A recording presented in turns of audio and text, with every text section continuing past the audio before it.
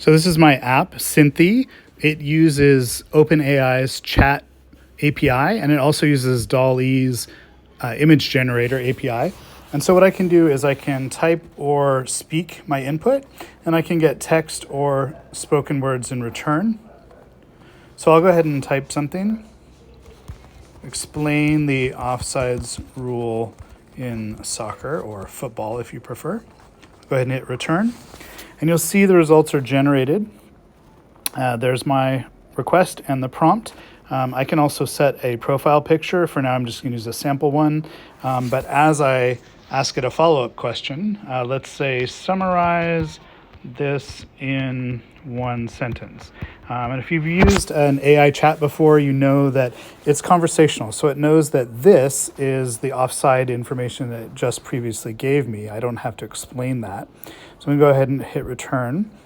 And you'll see a couple things. One, it's going to summarize it. And two, it's going to use the profile picture that I've added. So here we go. And there we have it. I can also have it speak.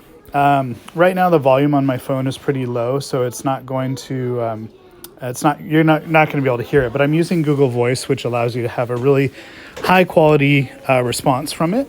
I'm going to go ahead and tap at the bottom here on the image section. So now I can generate images, and I'll go ahead and put in a prompt. Let's see, photo of Golden Gate, if I could type well, Golden Gate Bridge at sunset.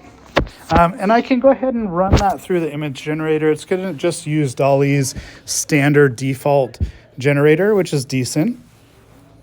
It's a pretty picture. And I can go ahead and tap here because it generates 2 images each time. So these arrows take me between the images. If I like them, I can export them at the top and save them to my album or send them in a message or an email, anything like that.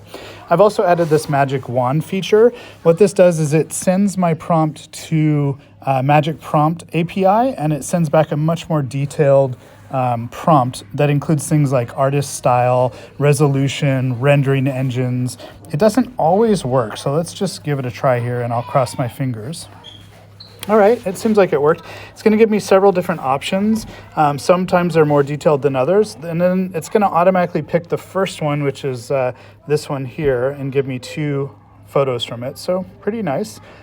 And if I want to see those choices again, I can press this eye symbol at the top, and I could do cinematic colors. Let's tap that one. It's going to regenerate my image based on that magic prompt.